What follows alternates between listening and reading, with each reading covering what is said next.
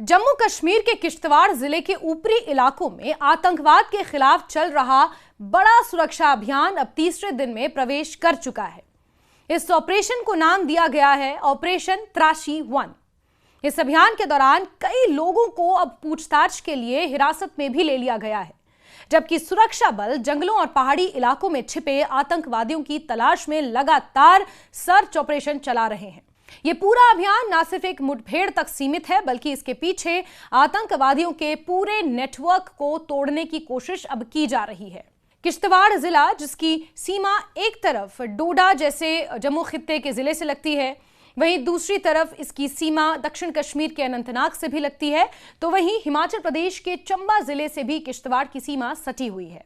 ऐसे में किश्तवाड़ की टोपोग्राफी को अगर समझा जाए तो यहां पर घने जंगल और उबड़-खाबड़ रास्ते और घनी पहाड़ियां हैं, जिसमें आतंकवादियों को छिपने के लिए अच्छी खासी जगह मिल जाती है। यह ऑपरेशन रविवार को किश्तवाड़ के छतरू इलाके के सोनार गांव मंडराल सिंहपोरा के पास शुरू हुआ था। इस दौरान सुरक्षा बलों और आतंकियों के बीच अचानक मुठभेड़ हुई। जंगल में छिपे आतंकियों ने ग्रेनेड से हमला किया, जिसमें भारतीय सेना के विशेष बल के एक पैरा कमांडो हवलदार गजेंद्र सिंह शहीद भी हो गए, जो कि उत्तराखंड के रहने वाले थे।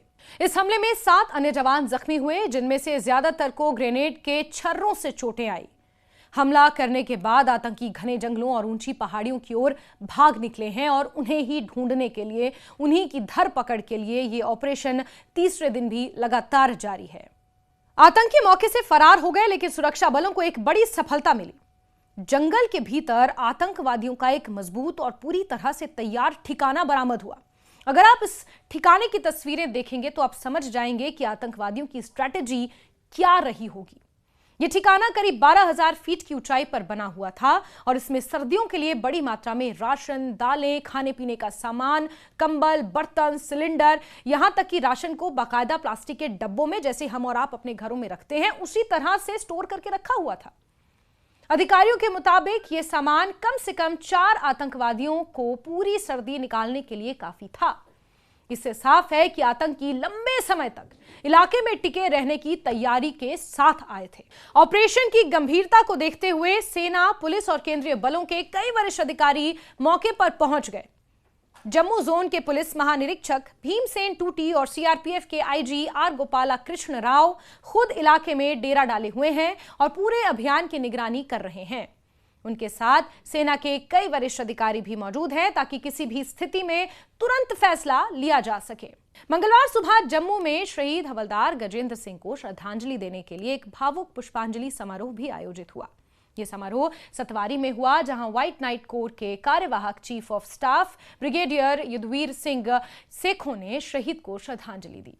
इसके बाद शहीद जवान का पार्थिव शरीर पूरे सम्मान के साथ उनके गृह राज्य उत्तराखंड भेजा गया, जहां उनका अंतिम संस्कार होना है। इस मौके पर पुलिस, सेना, सीआरपीएफ और बीएसएफ के कई वरिष्ठ अधिकारी भी मौजूद रहे। सोमवार को सुरक्षा बलों ने इस मामले से जुड़े कई स्थानीय लोगों को पूछताछ के लिए हिरासत में लिया है। जांच एजेंसियां ये पता लगाने की अब कोशिश कर रही हैं कि आतंकियों को इतनी ऊंचाई पर राशन और जरूरी सामान पहुंचाने में किन लोगों ने मदद की। ऐसे लोगों को ओवरग्राउंड वर्कर कहा जाता है, जो सीधे हथियार नहीं उठाते, लेकिन आतंकवादियों को लॉजिस्टिक मदद देते हैं। यही कारण है कि रक्षा विशेषज्ञ ये मानते हैं कि आतंकवादियों की धरपकड़ अगर करनी है तो जम्मू कश्मीर में ओवरग्राउंड वर्कर्स यानी OGW के नेटवर्क को ध्वस्त करना बेहद जरूरी है, जो कि एक बार फिर से रिवाइवल की कोशिश कर रहा है। अधिकारियों का मानना है कि बिना स्थानीय मदद के इतनी बड़ी मात्रा में सामान जंगल तक पहुंचाना संभव ही नहीं है। सेना ने सोशल मीडिया प्लेटफॉर्म एक्स पर जानकारी दी कि ऑपरेशन त्राशी 1 लगातार जारी है। इलाके की घेराबंदी और कड़ी कर दी गई है और सर्च ऑपरेशन का दायरा और बढ़ा दिया गया है।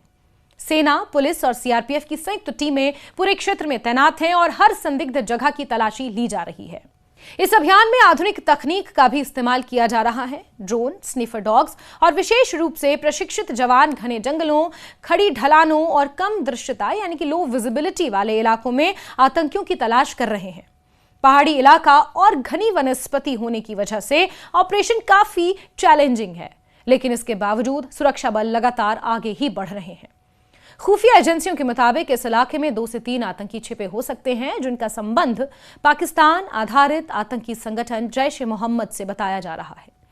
आशंका है कि ये आतंकी हाल ही में सीमा पार से घुसपैठ कर यहां पहुंचे हैं और सर्दियों में यहीं से अपनी गतिविधियां चलाने की योजना बना रहे थे।